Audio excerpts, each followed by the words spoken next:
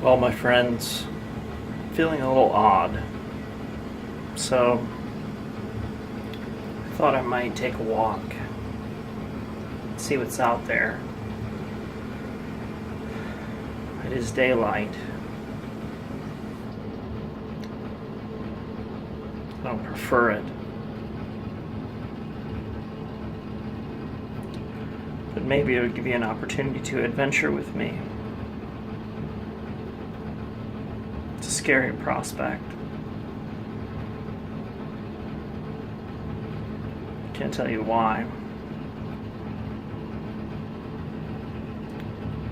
For me, night is like a cloak.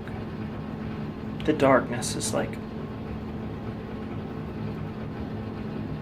a blanket. It conceals me, it protects me. It gives me every advantage. And in the daylight, there has to be a mask with eyes that see. So let's take a walk. I invite you, I entreat you. This is usually the darkness. Much more comfortable this way.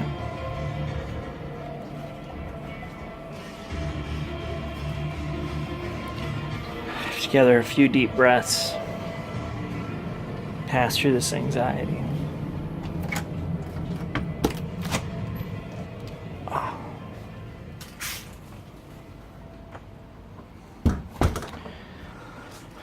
And here we are, in the light.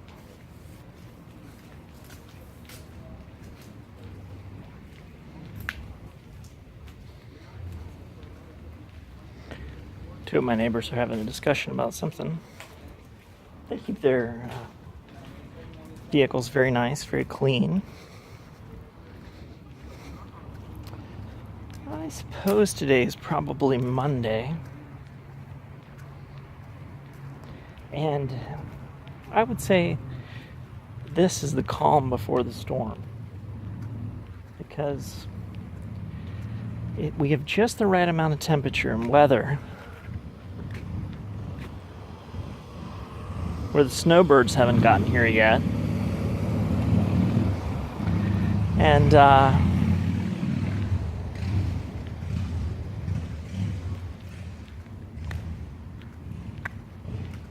Winter Haven is where all the Russians are, I think, by the way.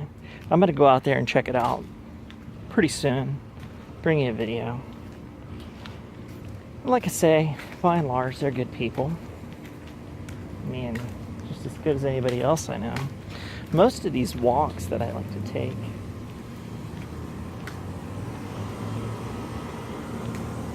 I see my friend over there. Let's see if you can see him.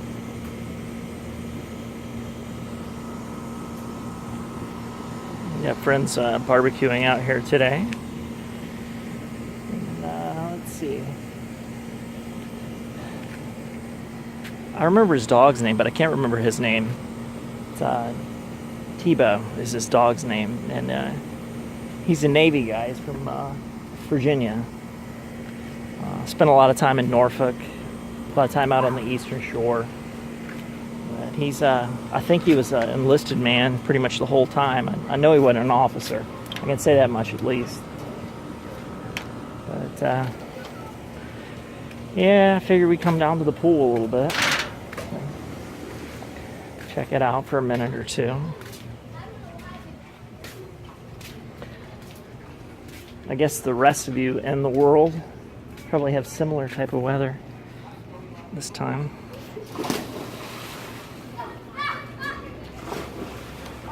You know, when they did the remodel up here, they did a very good job. I mean, they didn't paint the canopy or the cupola. I climbed up there the other day. It's a little weak. Stiff wind would blow it over.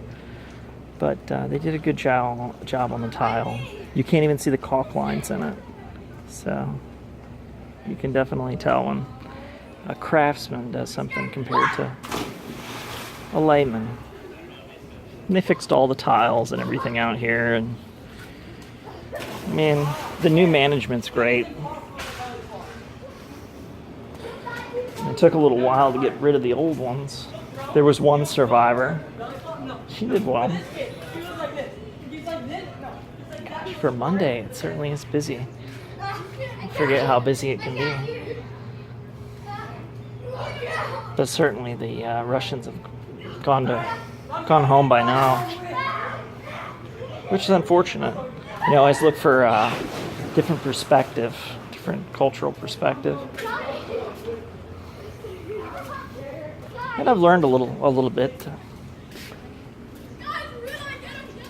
I mean, how to speak Russian. And it takes a lot of, you know, the best thing to do that I found was to actually watch. It's kind of like a Winnie the Pooh ripoff from 1980, and you don't understand at all what they're saying, but you do begin to understand how they formulate their words. And that's the hard thing, formulating the sounds. You know, when you go through grade school and you say, you know, A, B, C, D, well, A, B, C, D, E, F, G, H, I, J, K, you know, being the flat sounds. That's why English is difficult, because not even our alphabet sounds right. It's bizarre. But you go through and you work on each sound of each letter, and you practice the sounds. In many of the romantic languages, like Spanish and French and stuff, you have to roll certain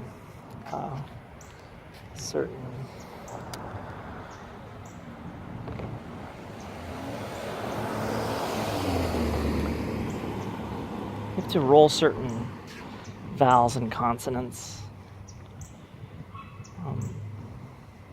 And in Russian, it's much the same way.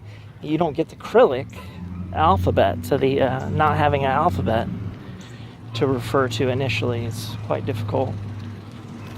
But first I learned how to write a little bit, because then I can read a little bit. If I write a little bit, you write words that you see. And I've been writing a subscription over and over and over again. And it's a little, I mean, obviously it's foreign, but it's a little foreign. It's exceptionally foreign to write, you know, some of the characters. The A, you know, it's kind of like our lowercase a, if you were to see it in a typographical font, Times New Roman. A friend of mine used to write his A's like that, so I copied his handwriting. 3 or 4 different styles of handwriting I try and use intermittently. Well, like I said, this guy right here, he keeps his truck in immaculate condition. If only I had the time to do that. I mean, he really does a great job. It's a beautiful truck. And that's what I'm saying about Sarasota and this area. I mean, people really go the extra mile to take care of their business. Like, you know, people have a yard over here, and you have to respect their yard. You know, so you don't let dogs shit in the yard and not pick it up, or, you know, you don't keep these things unpainted, and you know, you keep everything really nice. I mean, really nice. It's part of the culture. And this town is a town that will kick you out. For sure. You can get run out of this town. I've known many people get run out of this town. And the riffraff, they get sent up towards Bradenton. That's kind of like a last chance sort of a place, and then come work in Sarasota. But to actually live here, it requires a little something. But you can be what I like to call Well, you're eccentric if you're rich and you're crazy if you're poor. I'll never say which. I'm rich in spirit, that's for sure. In coin, not so much. But who is? Who is? Rich in spirit is as wealthy as you can be. So, and I have just this glorious time. I know my neighbors. You know, like, look, you know, for goodness sake, look. Here I wear these leopard pants. Oh, here, and a dirty shirt. Well, it's not dirty, it's just stained from work at the forge. Or, you know, one day I wore it out there, and it's forever stained. And, you know, of course, it'll draw some looks. For me, it's just to, you know, walk down the street doing as I please. Typically, I do it under cover of darkness because I don't like to draw any attention. But it's not attention or ire. It's nothing really. Hell, I mean, bikers and stuff don't even fuck with people around here unless you give them a reason to fuck with you. But that's on the outskirts, man. I tell you what, one thing you don't want to do, that guy's not a biker, by the way. He's just a guy on a motorcycle. These sandhill cranes that I'm about to show you. Okay, you can see them in the distance. And I'm going to try and zoom. Oh, I can't zoom in that one. But they're almost as intelligent as some very stupid people that I know. But they have great memories. And birds have a very specific and different type of intelligence anyway. I mean, they remember their mates, and I've seen them yell at their children for walking out in the traffic and all this stuff like that. So, you know, it's part of becoming one with your environment. These guys right here, I would say, let's go reverse. There we go. Boom, right there. They're a pair. A young mating pair. Smart. Very smart. I threw some seed out back one time for them. They'd come over and eat that, but they're not really interested in returning. They do well enough on their own.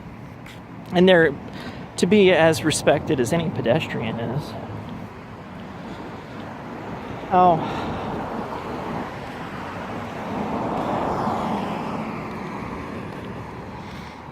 I'm at a loss as to what to do now. Turn back, go forward. Alright, well, we'll snake in between these buildings like I like to do.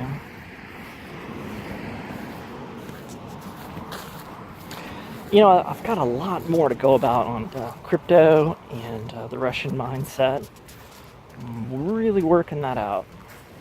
And I'll leave you with a couple of thoughts to backtrack towards the house. World War III. Everybody likes to talk about it. Brzezinski and Kissinger and their grand chessboard and how they're manipulating everything around in the Middle East and all this and that.